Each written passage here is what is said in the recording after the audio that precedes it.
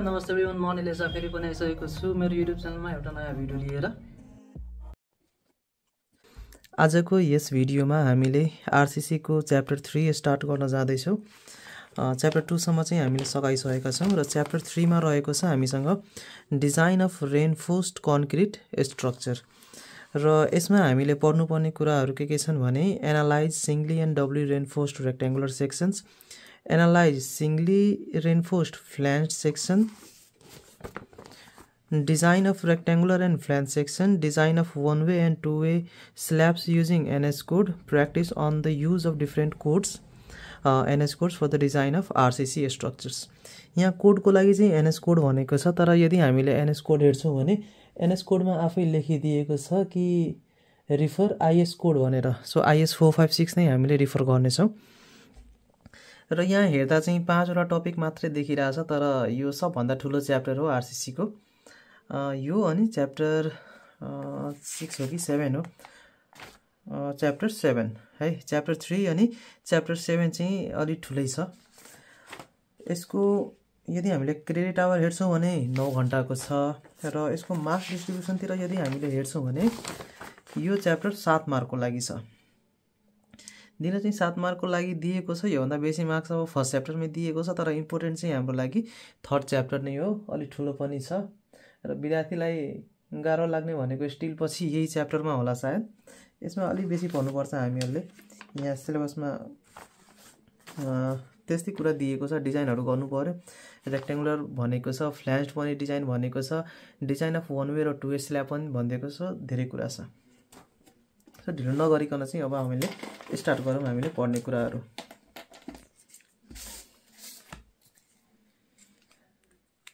ल यहाँ हेरौँ है।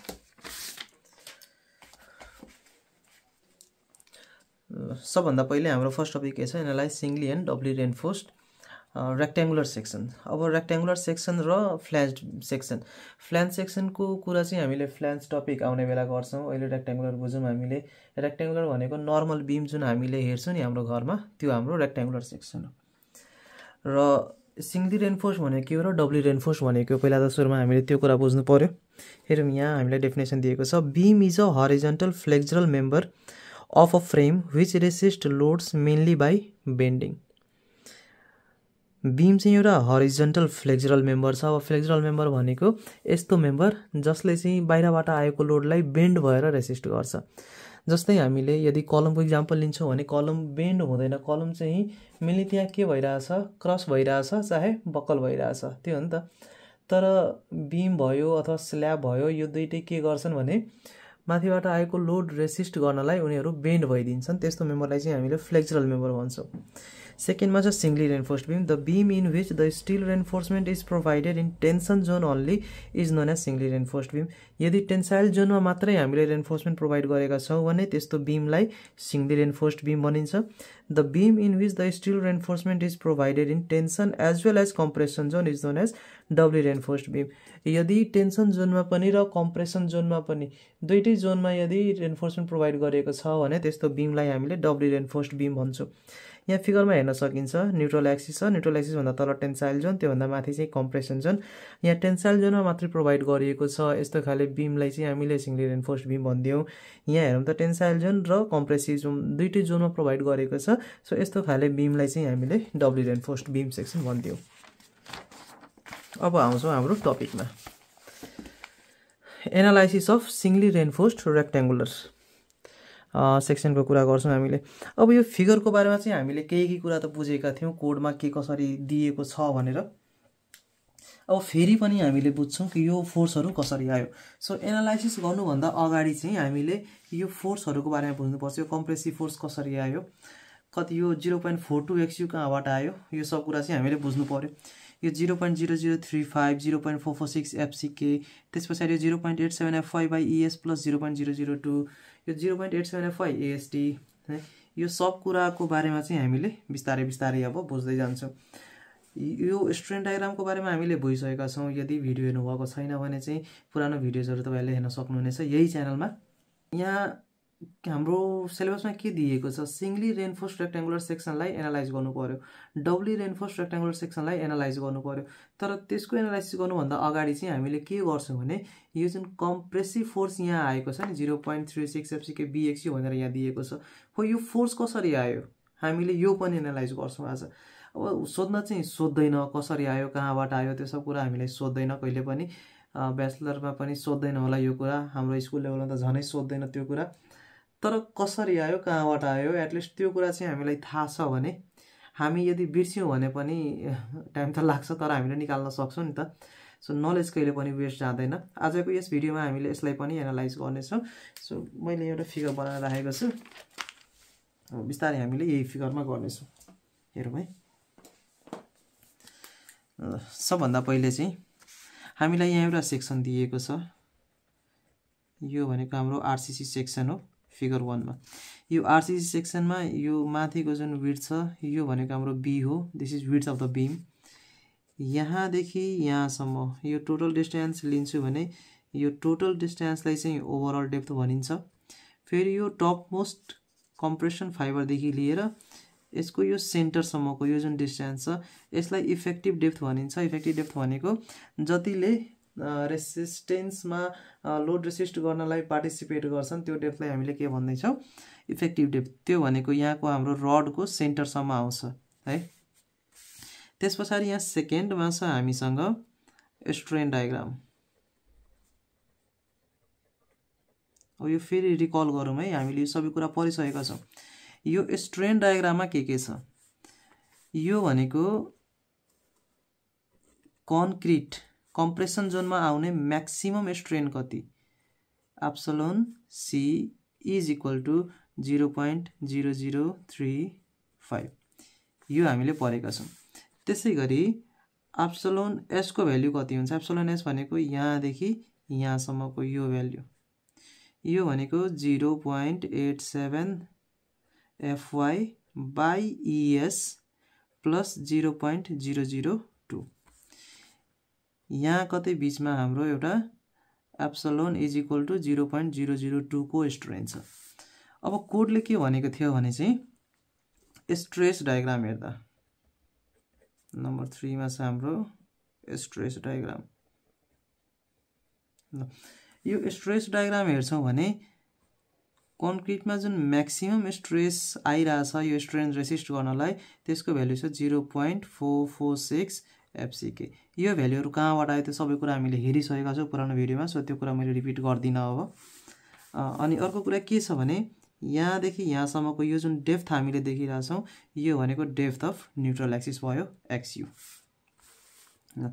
अब यहाँ स्ट्रेसको कुरा के छ भने 0 बाट 0.002 स्ट्रेनसम्म प्याराबोलिक जान्छ र त्यस पछाडि 0.0035 को स्ट्रेनसम्म चाहिँ यो कन्स्ट्यान्ट जान्छ। भनेपछि यो हाम्रो एउटा प्याराबोलिक सेक्सन भयो र यो हाम्रो रेक्ट्याङ्गुलर सेक्सन भयो, दुईटा सेक्सन छ।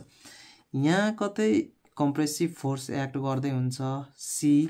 अब यो कम्प्रेसिभ फोर्सलाई हामीले यो डाइरेक्सनमा पनि देखाउन मिल्छ यो डाइरेक्सनमा पनि देखाउन मिल्छ।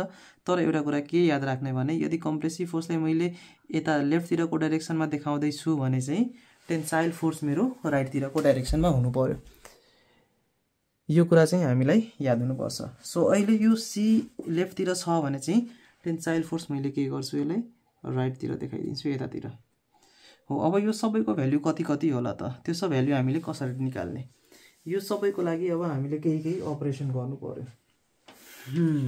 ल अब अपरेसन सुरु गरौँ बिस्तारै। हामीले अब पेपरहरू जोगाड गरेर राख्नु पर्यो नि त। ल सबभन्दा पहिले चाहिँ हामीले दुईटा कुरा एज्युम गर्नु पर्यो। यहाँ के भनेको छ भने कुनै डिस्टेन्समा कति डेप्थमा यहाँ एउटा स्ट्रेन क्रिएट हुँदैछ जसको भ्यालु छ 0.002। अब यो कति डेप्थमा भइरहेछ त्यो कुरा मलाई थाहा छैन अहिले। मैले यो डेप्थलाई माथिबाट यहाँसम्म यसलाई मैले x1 एज्युम गरिदिएँ, फेरि यहाँबाट केही डेप्थमा मैले x2 एज्युम गरिदिएँ। यसको मतलब यहाँ के छ भने x1 plus x2 is equal to XU, यही कुरा हो नि त, x1 plus x2 is equal to XU हुन्छ। यो x1 भनेको टप फाइबरदेखि लिएर कहाँसम्म त 0.002 स्ट्रेनसम्म र फेरि 0.002 स्ट्रेनदेखि 0 स्ट्रेनसम्मको यो जुन डेप्थ छ यसलाई मैले x2 भनिदिएँ। अब मैले यो x1 र x2 को भ्यालु पत्ता लगाउनु पर्यो। यो x1 र x2 को भ्यालु कसरी फाइन्ड आउट गर्न सक्छौं भने चाहिँ सिमिलर ट्रायंगल कन्सेप्टबाट। अब सिमिलर ट्रायंगल कन्सेप्ट हामीले कुन ट्रायंगल एज्युम गर्छौं भने यहाँ फिगरमा हेर्न सकिन्छ। हामीसँग एउटा यो ठुलो ट्रायंगल छ है, एउटा यो ठुलो ट्रायंगल छ। यो ठुलो ट्रायंगलको नाम मैले यसरी लेखिदिन्छु, मानौ O A B, त्यसैगरी यसलाई A भनिदिए, यसलाई B भनिदिए। सो यहाँ अब मैले लेख्न सक्छु फ्रम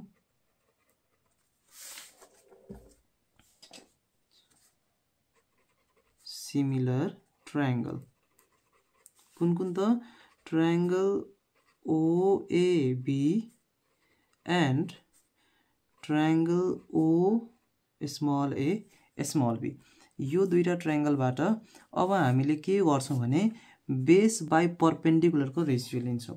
र हामीलाई के थाहा छ, सिमिलर ट्रायंगलमा बेस बाइ परपेंडिकुलर को रेशियो कन्स्टेन्ट हुन्छ। सो हामीसँग हेरौं, एउटा यो भयो बेस र यो भयो परपेंडिकुलर। अब यसलाई कसरी लेख्न सकिन्छ भने यहाँ हेरौं त, यो ठुलो ट्रायंगलको लागि है, ठुलो ट्रायंगलको लागि बेस के छ 0.0035 र यसको परपेंडिकुलर छ यहाँ हेरौं AO। AO भनेको मेरो XU हो, XU इज इक्वल टु, अब यो सानो ट्रायंगल हेरौं OAB। सो यसको लागि बेस के छ, यो 0.002 बाइ यो डिस्टेन्स कति छ, यो भनेको त XU सरी X2 हो है, यति छ।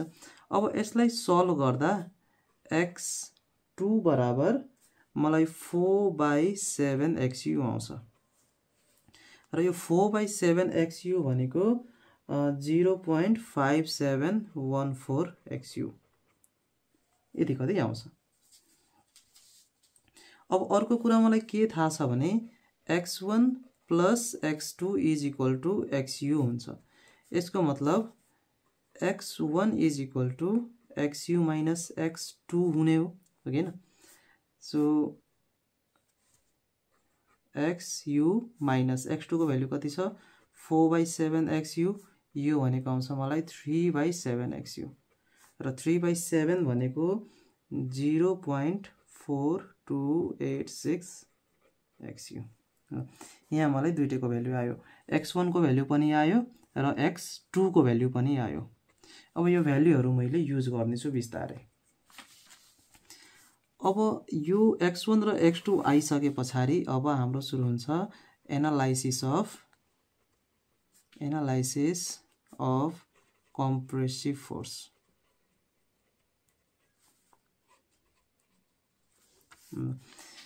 यहाँ हेरौं, अब यो कम्प्रेसिभ फोर्स एनालाइज गर्दा चाहिँ हामीले के गर्छौं, यो जुन C छ मेरो, यो भनेको टोटल कम्प्रेसिभ फोर्स हो, याद राख्ने।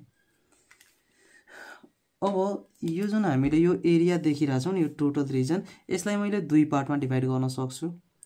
एउटा चाहिँ यो माथिको रेक्टेंगल भयो र एउटा यो तलको प्याराबोला।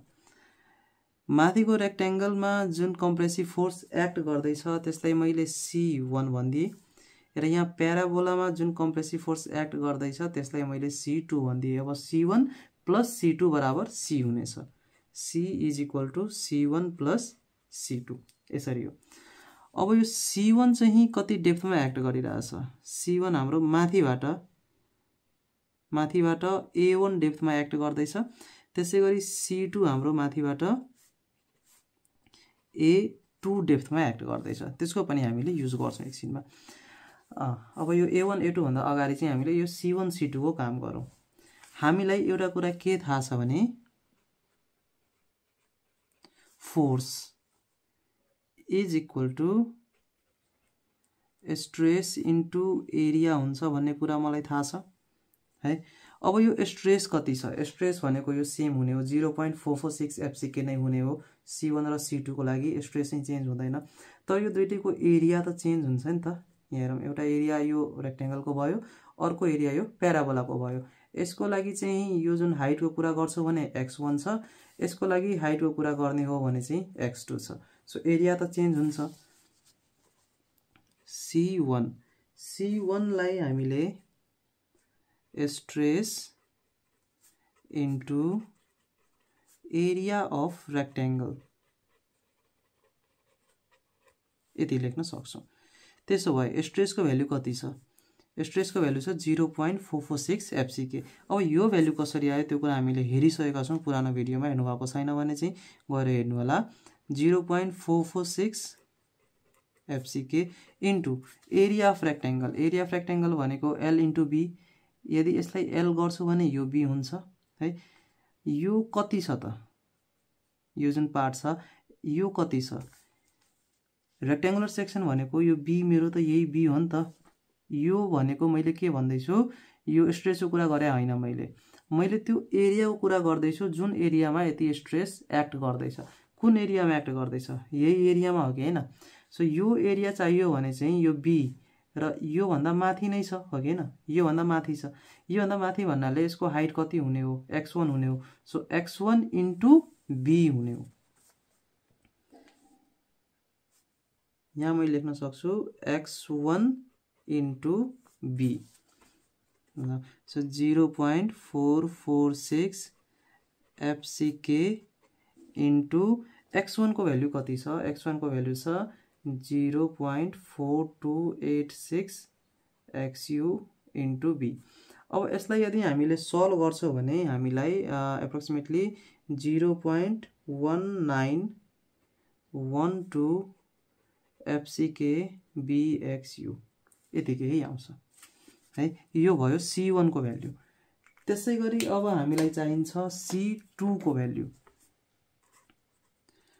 C2 को भ्यालु भनेको stress into area of parabola. अब यो प्याराबोलाको एरिया चाहियो मलाई।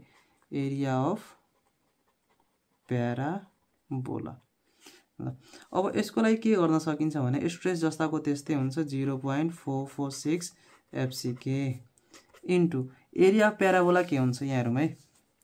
एरिया अफ प्याराबोला भनेको यदि कुनै एउटा रेक्टेंगल छ र त्यही बेसमा यदि मेरो यो प्याराबोला बनिरहेछ भने हेरौँ त यो एउटा प्याराबोला बनिरहेछ र एउटा रेक्टेंगल छ र यसको यो B छ भने र यो D छ भने यो प्याराबोलाको एरिया के हुन्छ भने यो रेक्टेंगलको एरियाको 2/3 हुन्छ भनेपछि 2/3 इन्टु B इन्टु D हुन्छ।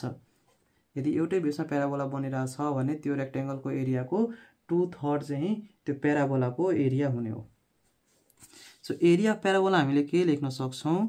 2/3 इन्टु B त B नै हुन्छ है इन्टु यो हाइट कति हुने भयो? यो हाइट भनेको त मेरो x2 हो है।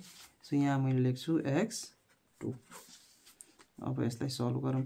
0.446 FCK into 2/3 into B into x2 को भ्यालु कति छ? x2 को भ्यालु छ 0.5714 XU।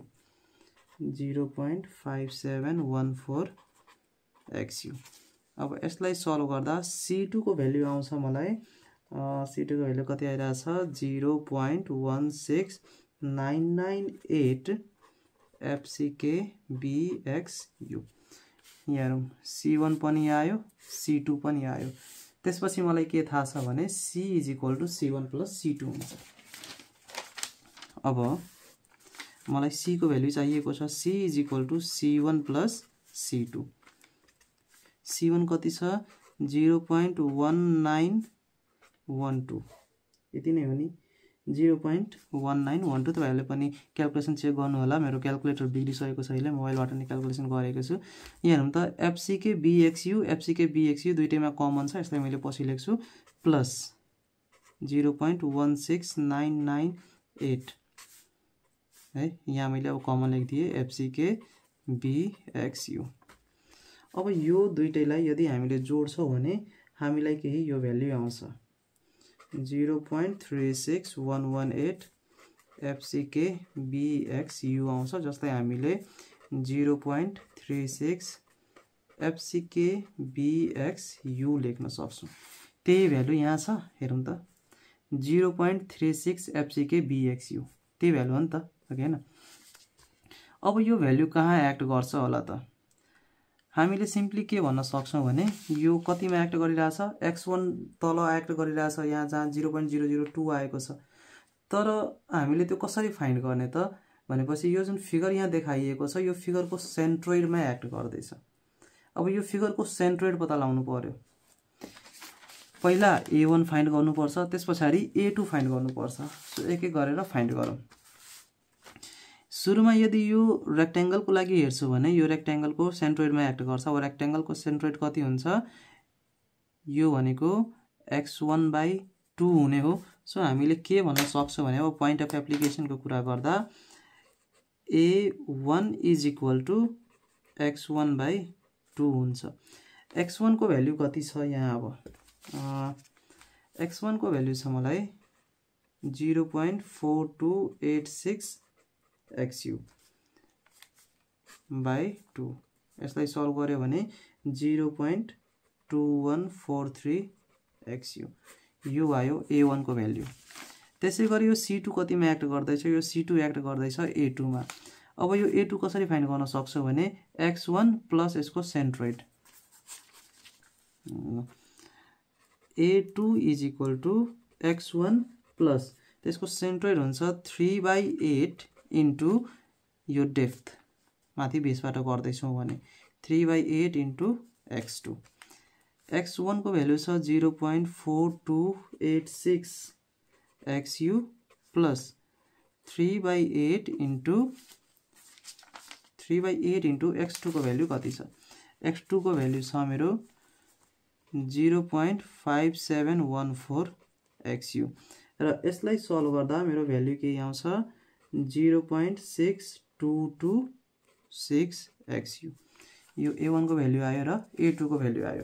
तर मलाई यो त चाहिदैन मलाई के चाहिन्छ मलाई त यो भ्यालु चाहिएको हो।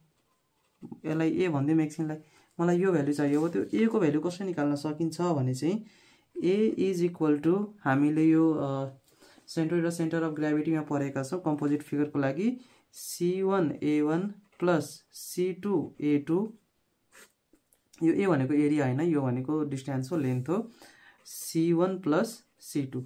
अब हामीले C1A1 को भ्यालु राख्छौं C2A2 को भ्यालु राख्छौं र C1 र C2 को भ्यालु राख्छौं भने हामीलाई यो भ्यालु नियरली 0.42 XU आउँछ। सो हामीले के भन्न सक्छौं भने यो C जुन एक्ट गर्दैछ यो C कति डेप्थमा एक्ट गरेको छ यहाँ 0.42 XU डेप्थमा एक्ट गरेको छ। अब यो सबै भ्यालु त ठीक छ। अब यो T को भ्यालु कहाँबाट आयो यो टेन्साइल फोर्स भनेको tensile stress into area of tension still. Tensile stress भनेको 0.87 FY into area of tensile still भनेको AST। सो यो भनेको 0.87 FY AST। सो हामीलाई यहाँ के आइसकेको छ भने सेक्सन छ जसको विड्थ b छ जसको इफेक्टिभ डेप्थ d छ। त्यसैगरी स्ट्रेन डायग्राममा हामीले हेर्न सक्छौं यो कम्प्रेसन फाइबरमा maximum strain in concrete is 0.0035। त्यसैगरी यहाँ जुन हाम्रो स्टील छ त्यो स्टीलमा कति आइरहेछ 0.87 FY/ES plus 0.002। Depth of neutral axis is XU। अब स्ट्रेस डायग्राममा हेर्दा म्याक्सिमम स्ट्रेस कति छ 0.446 FCK। त्यसैगरी कम्प्रेसिभ फोर्स आएको छ हाम्रो 0.36 FCK BXU र यो कति डेप्थमा एक्ट गर्दैछ 0.42 XU from the extreme compression fibre र टेन्साइल फोर्स हामीसँग 0.87 FY AST र कम्प्रेसर यो जुन कम्प्रेसन फोर्स र यो टेन्साइल फोर्स छ यो दुईटाको बीचको यो जुन लिभर आर्म छ यो लिभर आर्मको डिस्टेन्स कति छ यहाँ d - 0.42 XU। सो यसरी चाहिँ हाम्रो फोर्सहरु आएका छन्। अब यस भिडियोमा यति नै राखौं। नेक्स्ट भिडियोमा चाहिँ हामीले analysis of singly reinforced rectangular सेक्सनको मेन कुरा हेर्ने छौं। सो तपाईलाई यो भिडियो मन पर्यो होला। भिडियो मन पर्यो भने लाइक गर्नुस्, च्यानल सब्स्क्राइब गर्नुस् र आफ्नो साथीहरुसँग शेयर गर्न नबिर्सिनुस्। Thanks for watching.